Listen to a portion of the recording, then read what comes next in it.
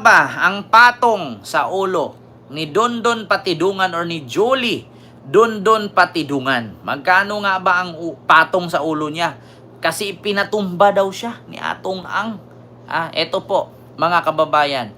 50 million. Naliparan ako ng drone. At saka may patong na ako sa ulo, 50 million, Cyril.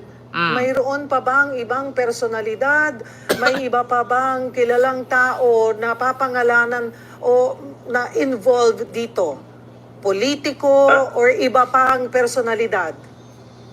Cyril, mamaya siguro pangalanan ko na yung mga pulis para Nako. marinig naman ni General Torre. Nako. Buhay ko na yung nakasalalay dito. Sa totoo lang, pinaliparan na ako ng drone.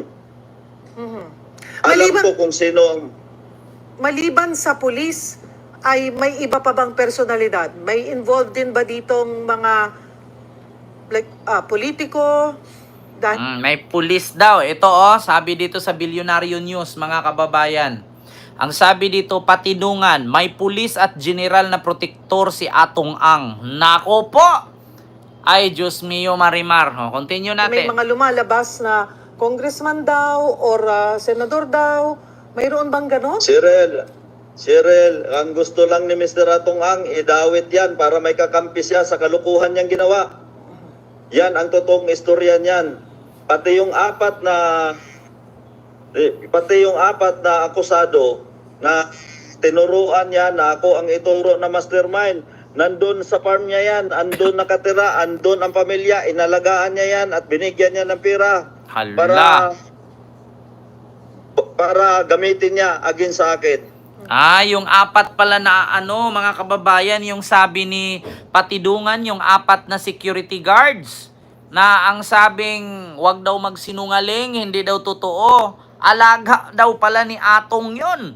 Doon daw nakatira, doon niya pinapakain, inalagaan at sinasahuran. Nako, yung apat na lumantad na ang sabing Dondon or alias Totoy.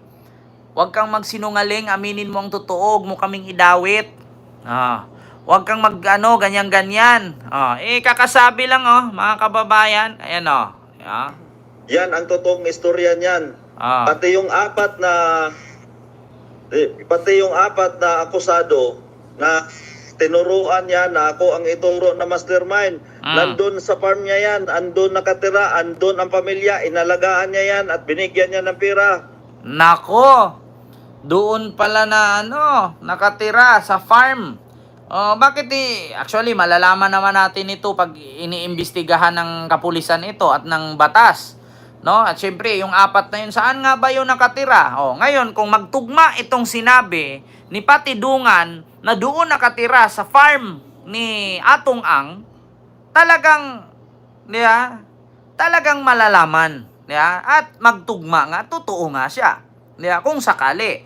Rosita Monterola. Los bangag na vlogger ka. Alam mo, Rosita, ang pangit ng pangalan mo, luma. Isa kang senior citizen na siguro, no? At Rosita Arenula. Pangit ng apelido mo, hayop ka. Isang DDS, gutom. Meron na namang DDS na kapasok, mga kababayan. Isang DDS na gutom. Ito yung isang klase ng tao na mamamatay na lang, kabubuhan pa rin ang ipamana sa pamilya niya. Rosita, kung magsisenior citizen ka na, putang ina ka, mamatay ka na, bobo ka. Wala ka ng araw dapat ditong magtagal sa mundo. Bakit? Kasi bobo ka naman. Ano pang itatagal mo? Kung wala ka naman pakinabang sa pamilya mo, kabubuhan lang ng ipamana mo. Magtanim ka ng kamote. No, after 3 months, hindi pa nakalaya si Digong, may ma-harvest ka. Pero kung puro ka kabubuhan, tumatandang paurong, walang future. Kung ako sa'yo, lasunin kita, Magic Sarap. Para gamitin niya against sa akin. Halata. Sabi ko nga, Cyril, kahit baliktarin nyo ang tanong nyo sa akin, kaya kong sagutin. Pero subukan mo tanungin yung apat na yon. Tingnan natin kung makasagot ng diretsa sa inyo yon. Diba? Kahit daw baliktad-baliktarin ang tanong ng mga reporter kay Patidungan, kaya niyang sagutin. Pero subukan daw ninyong tanungin yung apat na lumantad nung nakaraang araw na sinabing sinungaling si Patidungan kung masagot ba daw. Nako, Rosita, mag-like ka dyan. Oo, kung ayaw mong lasunin kita, Magic Sarap. Sino ang mga pulis na involved po? Sa ngayon, itatanong ko muna sa abogado ko kasi sinabi ko na kanina na mamaya konti, kailangan ko na silang sabihin kasi kung hindi ko sabihin yan, paikot-ikot sila yan sa bahay ko. Ano, Sila mismo. ano ang pinakamataas na posisyon ng pulis na ito? Ilan silang pulis? Colonel, Major, Kapitan. Nako, Yan. At Ilan- may mga sibilyan. Kumusta na rin ho ang lagay nyo? Kasunod nitong mga revelasyon ninyo, ay sinasabi nyo ho ay pinapaikutan na kayo ng drone? Drone, yes.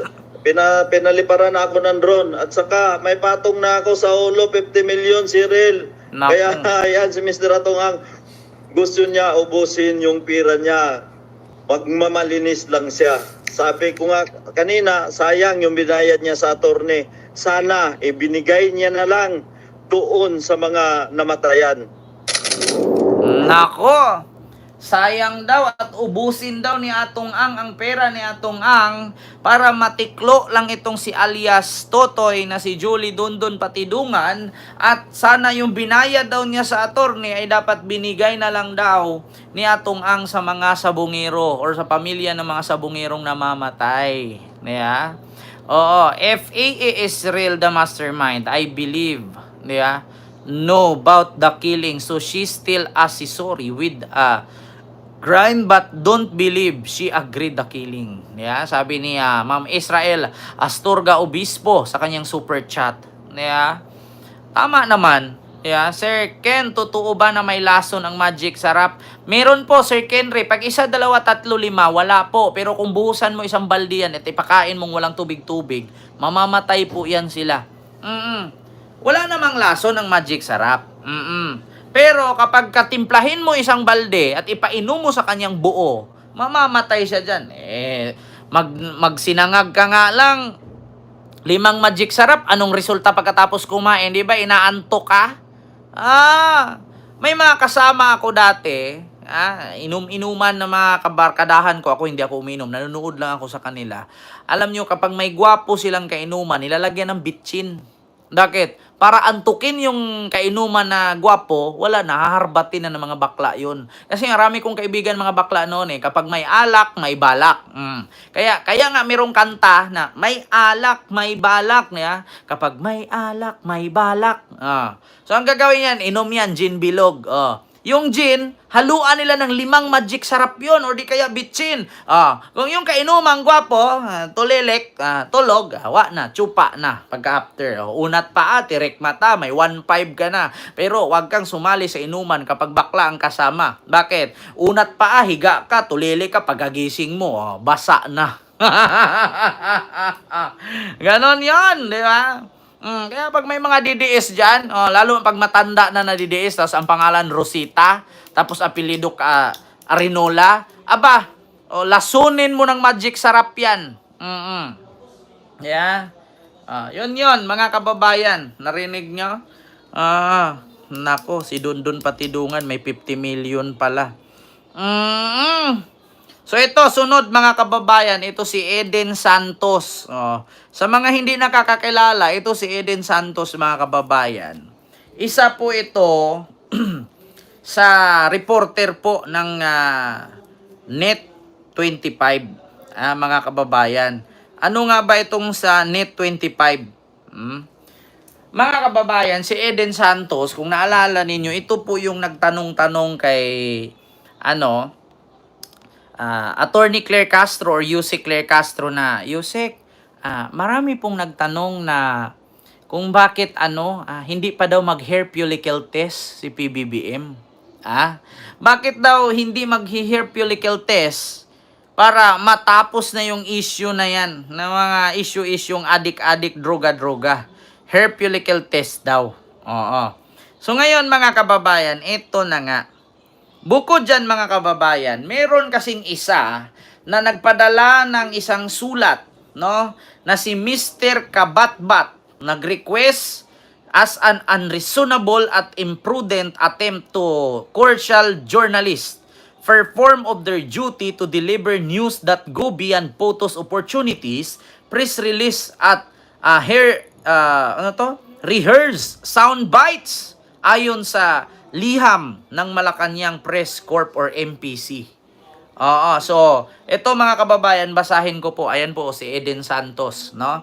Meron kasing nagpadala ng sulat dito sa PCO or sa grupo nila Yusek Claire Castro at kay G. Ruiz na sana tanggalin na daw itong si Eden Santos ng NET25 na reporter po ito ng NET25. Ang NET25, correct me if I'm wrong, pagmamayari yata ng Iglesia ni Cristo ito. At iyon nga, napansin siguro na napansin siguro mga kababayan na parang may pagkabayas nga. Kasi paulit